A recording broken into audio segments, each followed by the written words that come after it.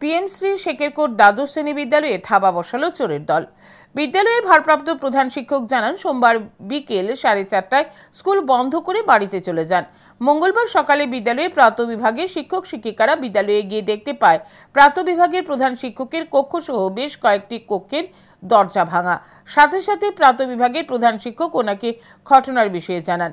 পরবর্তী সময় বিদ্যালয় পরিচালন কমিটি ও আমতলী থানার পুলিশকে ঘটনার বিষয়ে অবগত করা হয়।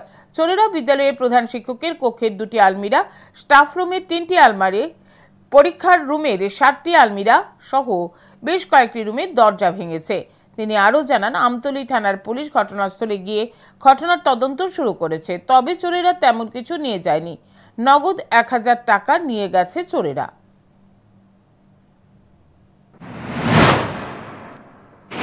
আমাদের পাসবুক কতগুলো ছিল, ব্যাংকের পাসবুকের ভিতরে ছিল।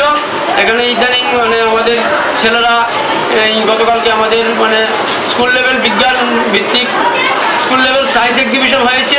কিছু টাকা তারা বিভিন্ন এক্সিবিশনের জন্য কেনার জন্য এখান থেকে কিছু টাকা তাদেরকে দেওয়া হতো। এখানে হয়তো 1000 খানেক টাকা ছিল।